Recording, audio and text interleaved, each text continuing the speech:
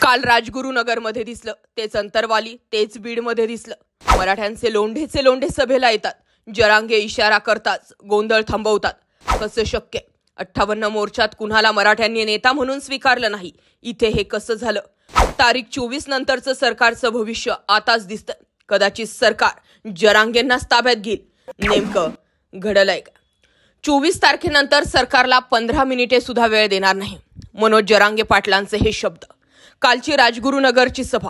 लाखोंच्या संख्येने मराठ्याचे लोंढे त्या ठिकाणी जमलेले. अर्थात लाखोंची गर्दी म्हणजे गोंधळ उडणारच.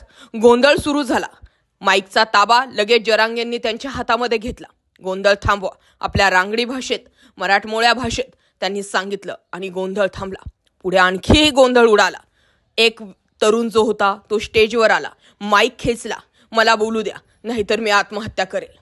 मनोज जरांगे पाटलांनी त्याच्याशी 2 शब्द बोलले आणि त्याने लगेचच जरांगेंचे पाय धरले. या सगळ्या घटनाक्रमात काय घडलंय त्यावर आपण बोलतोय. आणि मराठा नेता म्हणून कोट्यावधी मराठ्यांनी मनोज जरांगेंना कसं निवडलं यावर सुद्धा चर्चा होणं गरजेचं आहे. कारण या अगोदरचे झालेले 58 मोर्चांमध्ये कधीही कोणत्याही नेत्याला मराठ्यांनी आपला नेता म्हणून निवडलं नाही की त्याला स्टेजवर सुद्धा चढू दिलं नाही. पुण्यातील राजगुरुनगरात जमलेल्या लाखोंच्या गर्दीपुढे मनोज जरांगे पाटलांनी मराठा आरक्षणाचा मुद्दा पुन्हा तापवला. आरक्षणापासून न हटण्याची भूमिका मांडून जरांगे पाटलांनी सरकारच्या पोटात गोळाच आणलाय.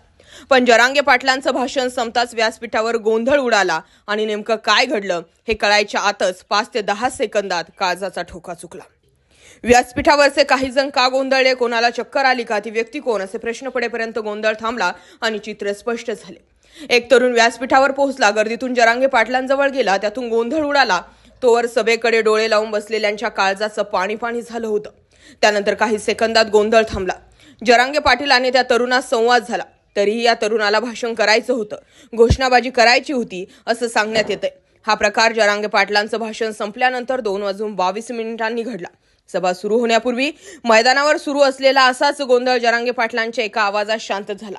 इतकंच काय तर राजगुरुनगरामध्ये मनोज जरांगे पाटलांचं स्वागत करण्यासाठी 6 JCB सज्ज होते.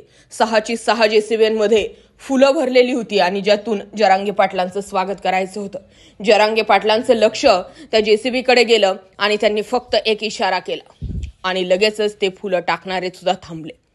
एवढं बघितलं आणि अंतरवाली येथील सभा सुद्धा बघितली. तो कोट्यावधींचा जनसमुदाय आणि समोर दिसणारा एकच नेता म्हणजे मनोज जरांगे पाटील. कोट्यावधी मराठ्यांनी मनोज जरांगे पाटलांना स्वीकारलं कसं? कुठलीही राजकीय पार्श्वभूमी मनोज जरांगे पाटलांना नव्हती का? तर होती. काँग्रेस राष्ट्रवादी व्हाया असा प्रवास जो होता तो मनोज जरांगे पाटलांचा झालेला आहे अशा चर्चा सुरू आहे. पण हे सगळं घडत असताना मनोज जरांगे पाटलांनी जे 13 दिवसांचं उपोषण केलं आणि अंतरवाली येथील लोकांनी स्वतःवरती लाठ्या काठ्या खाल्ल्या, कित्येक जण ऍडमिट झाले, पण तरी सुद्धा हा पठ्ठ्या मागे हटला नाही. शरीराची पार कांडी झालेला हा माणूस मराठ्यांच्या आरक्षणासाठी लढतोय आणि लढतोय असा की कोणालाही इंटरफिअर करू देत नाही. या उपोषणादरम्यान बरेचसे सीन घडले होते. मोठमोठे मंत्रिमंडळातील नेते जे होते ते मनोज जरांगे पाटलांसोबत संवाद साधण्यासाठी येत होते. कोणी म्हणायचं कोपऱ्यात चल, कोणी म्हणायचं हळू बोलूया, कोणी म्हणायचं बंद दाराआड चर्चा करूया. मनोज जरांगे पाटील म्हणायचं जे बोलायचे ते माझ्या जनतेसमोर बोला. हाच मुद्दा लोकांना भावला. या पठ्ठ्याची 20 एकरवरची जमीन 2 एकरवर आली आरक्षणापायी. आणि म्हणूनच मनोज जरांगे पाटलांचा त्याग लक्षात घेता लोकांनी मराठा नेता म्हणून मनोज जरांगे पाटलांना स्वीकारलंय का? कमेंटमध्ये व्यक्त व्हा. मुद्दा विषय पटला होऊ द्या शेअर. जय महाराष्ट्र पब्लिक.